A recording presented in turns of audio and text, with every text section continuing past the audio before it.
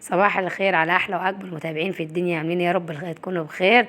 صباح التفاؤل والامل، صباح مشرق بنور الله. نسمي كده بسم الله ونعمل شويه فايش حلوين عشان الاجازه جايه كده ونفطر بيهم الصبح. كيلو الفايش بره عدى ال40 جنيه. طب احنا ال40 جنيه هنجيب بيهم دقيق وهنعمل وهنوفر. ماشي، دول 5 كيلو دقيق، وعندي كوباية سمنة، مج سمنة ومج لبن وكيسين خميرة فورية مدوباهم في المية، ومعلقتين كركم وملح بس، ومية من الحنفية. هحط المية من الحنفية واحط شوية اللبن وادوبهم في بعض بحتة ملح، وابدا احط الدقيق واعجن زي ما انتوا شايفين. وابدا اعجن العجينه بتاعتي اللي هي العاديه، اللي بتاعت العيش الشمسي، بس املكها كويس عشان ما تزغمتش مني وتبقى كده حاجه كده طريه وهشه. كل ما تخدمي العجينه كل ما يطلع الفايش معاكي هش كده وما يطلعش كابس ويطلع طعمه مش حلو. يعني كدك على العجين، اخدم العجين عشان يبقى معاكي في التسويه حلو، لكن لو مزغمد ومكعكل هيبقى في التسويه مش حلو. ماشي. هنا انا حطيت الميه، لسه ده كله لسه محتاج ميه اكتر.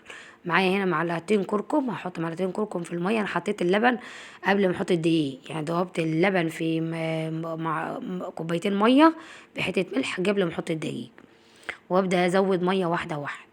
وانا هزود الكركم وابدا ادغن في العجين لغايه ما تبقى صفرة معايا ومش محتاجه. واخر حاجه تحطيها السمنه، يعني انا حطيت كمان الخميره في الاول. خميرة عايزة تشوفيها اتفعلت معاك ونشيطة.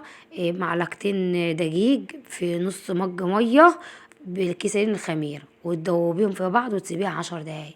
هتلاقي الخميرة المية طلعت بقبقة، تعرفي ان الخميرة بدأت تتفعل معاكي، واعجني عليها على طول. عايزة تعجني بيه الخميرة فورية على طول اعجني بيه عادي.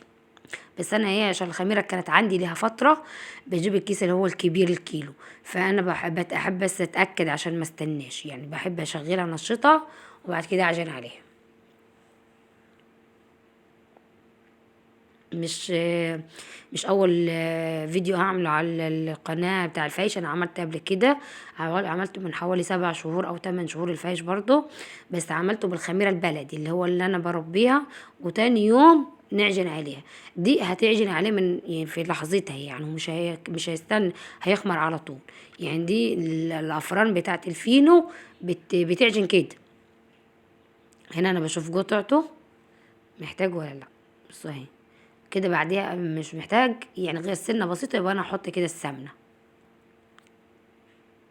بس. جيب السمنة، خلاص جبت لي السمنة. اخر حاجة تحطيها السمنة عشان هي تبقى هي اخر حاجة ليه، بتخلي كده العجينة ملسة وحلوة. فاحسن اخر حاجة تحطيها، والسمنة بتطريه، يعني لو هو تخين معاكي العجينة ماسكة وتخينة، السمنة بتطريه. بصوا بقت عاملة زي الحلاوة والقشطة اهي. كان على الفرن خطير، شفتوه الفيديو. بس اللي محتاج ان انت تتوطي عليه النار.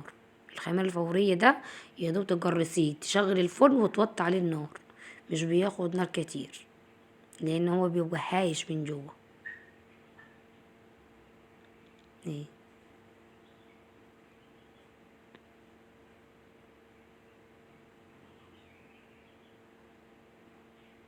الم العجينه كده في بعضيها، ما تقلقوش تتلم في الاول كده، بتعمل كده من السمنه وبعد كده بتتلم، يعني ما تقلقوش. اعملي وتجلي قلبك وهيطلع زي العسل معاكي.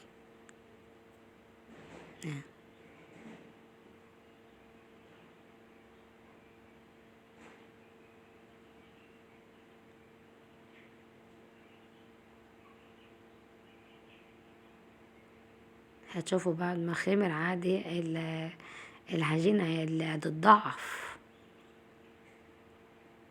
ده تصوير ماروسكا هي اللي بتصور، يعني انا مش حاطه على الستاند ولا حاجه، هي اللي بتصور لان قلت لها عشان بتبين تفاصيل العجين، عشان اللي حابه تعمل تبقى شايفه تخن العجينه عامله ازاي، للي اول مره تعمل يعني. اهي، هي كميه مش كبيره دي، بس هتطلع لك كميه فايش حلوه.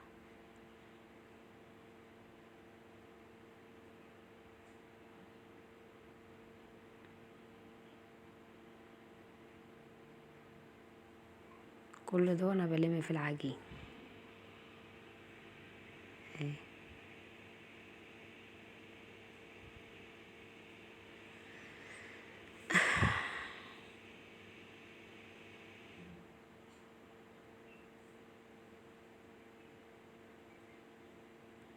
ما تنسوش بقى لايك لاختكم، لايك يا قلب اختك، يا قلب اختك حطي لي لايك، متبخلوش عليا باللايك. لو انت وصلت الفيديو لغايه هنا حطي لي لايك. يلا كده نغطي الخميره ونسيبوه لغايه ما تملى الحله. دي حله كبيره، اللي بتشيل بطايتين كبار. عجنت فيها لان العجينه العدانه اللي عندي كبيره خالص، فقلت اعجن في الحله. هنا كانت خمرت، وندهن السيجان ونجهز الحاجه عشان ايه تطلع الحاجه كده لما تخمر تبقى حاجتها جاهزه. كله ده وانا بعمل في الصاله، يعني المطبخ عندي ما ينفعش ان انا اعمل فيه اي حاجه، يدوب بقف فيه بس. فعشان كده انا بفرش كده البطاطين اللي انا مش بنتغطى بيها اللي هي القديمه، بفرشها في الارض وايه ونقعد نعمل عليها. الصواني دي عندي من زمان، انا بحب اعمل فيها الفايش وبحمصه فيها كمان. بصوا الملت العدان الحله ازاي، خلاص ضعفت الكميه بقى، خلاص هي كده. ودي سمكه، يلا نقطع.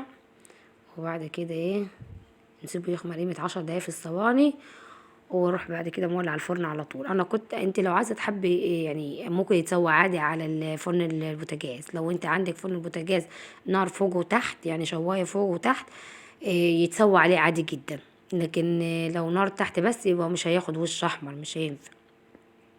فانا كنت هسويه على فرن البوتاجاز، بس قلت مش هتسعفني، وهو الخميره الفوريه مش بيتحمل، يعني عايز ان هو ترصيه على الفرن على طول تسويه. فقلت لا ما بديهاش، انا هقطعهم كلهم وهاخدهم وهطلع فوق ايه اخبزهم.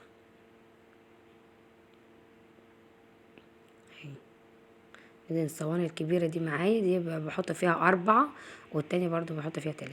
ادي بدايه العجينه اهي، بنسمي بسم الله كده ونقطع. العجينه سالكه وزي العسل. الصراحة كان شوية شوية فيش سكر سكر سكر. ايه بس قطع.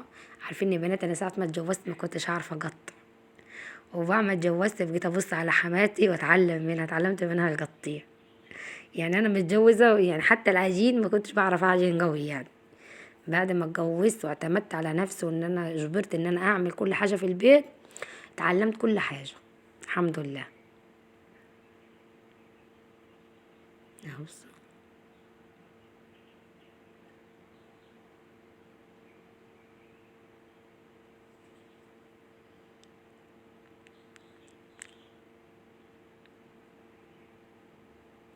طبعا بصغر وبكبر على حسب المساحة اللي انا بحط فيها في الصواني، بس في الاخر كله ايه هيتخرط صوابع، مش هيبان كبير من صغير، كله في الاخر ايه هيتخرط عادي يعني.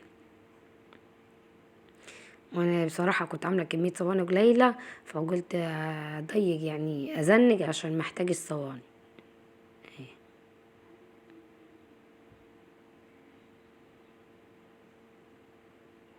هوبا.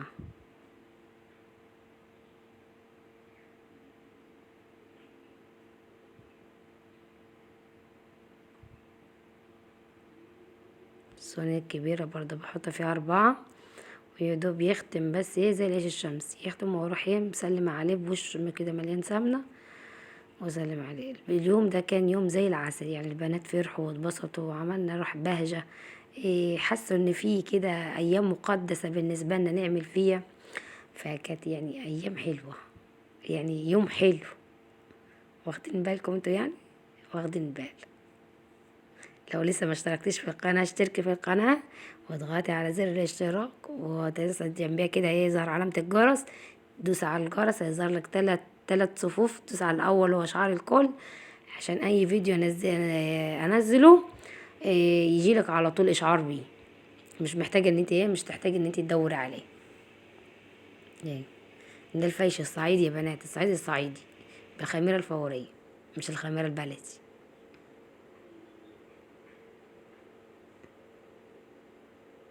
حاطة لايك يا قلب اختك. هاي ربنا يسعد كل قلب يحط لي لايك. اديني دعيت لكم في الايام المفترجه. جوزي بيقول لي هو انت بتشحت اللايكات؟ بقول له امال يعني اشتمهم عشان يحط لايك؟ ما اكيد لازم اتكلم باسلوب حلو عشان يحطوا لي لايك. قال لي ده اسلوب شحاته. قلت له بنشحت على النت؟ لا طبعا. يعني انتوا شايفينها شحاته قولوا ان هي شحاته. انا بقول حط لايك. هي عامه في اللايك من غير فلوس. يعني اللايك ده لا هيخصم منك دقايق ولا يخصم من الباقه. هو تضغط على من طول اللي وصلت للفيديو في بدايته تحط لايك. اللايك على فكرة مش بناخد عليه فلوس.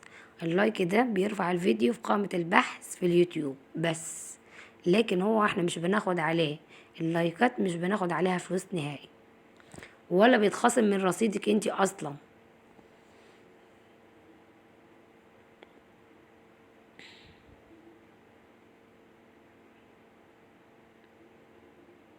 ابدا احطها في الصواني التانيين.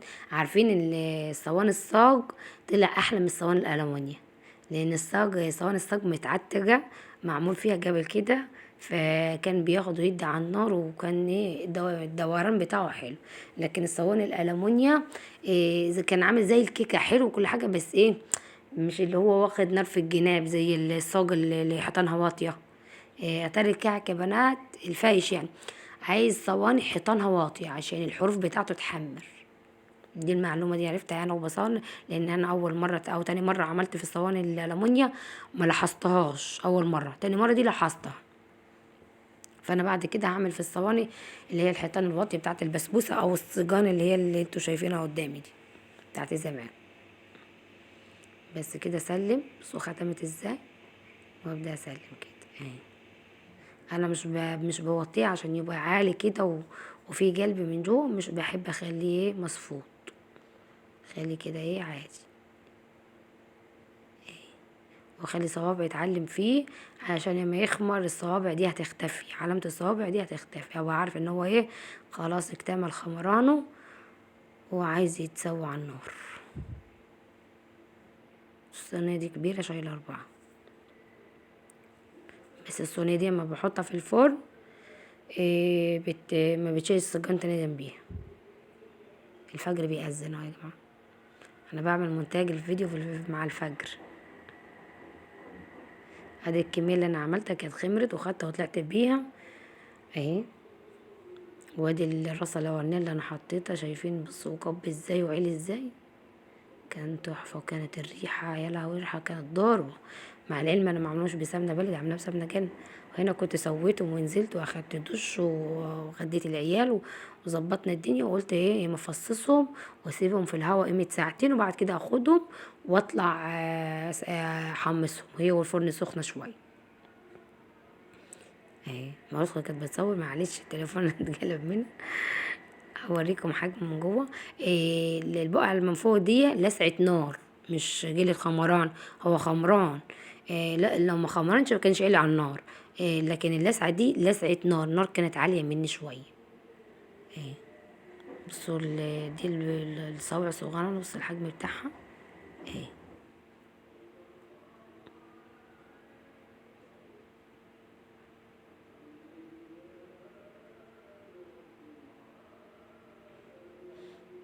انا ما بحبش اعمل الصوابع رفيع قوي لان بتتحمص بسرعه، لكن دي بتاخد تدي على النار في نفس الوقت بتبقى ماسكه نفسها ما بيتكسرش. اهي دلوقتي اوريكم قلبها من جوه عامل ازاي. شو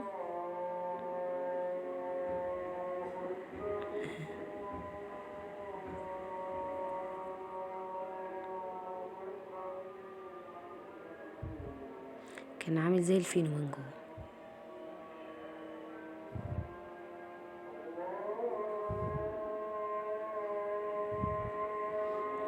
بخرط القرصه واسيبها زي ما هي واطلع فوق اروح مفردها في الصاج واحمصه. اللي الحميصه بتاخد نار ايه، نار هاديه، نار هاديه جدا جدا، وممكن تسخني الفرن وتطفيها وتحطي عشان ياخدوا يدي كده ويتحمص وينشف فيه ما يعطنش معاكي. بصوا الحجم بتاعها.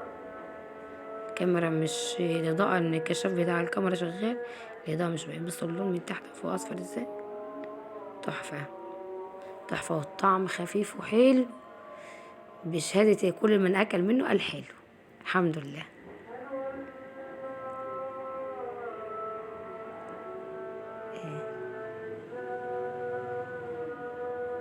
هنا كنت خلاص حمصته، وطبعا في اللي اتلسع مني بس مش مشكلة برضه، ما اتحرقش قوي عشان ايه، عشان نرميه. وبكده الفيديو يكون خلص. لو عجبكم الفيديو حطوا لايك واشتركوا في القناة، وما تنسوش دعوة حلوة وتعليق حلو. لو كان عجبكم اشوفكم فيديو جديد. مع الف سلامة، كل سنة وانتم طيبين.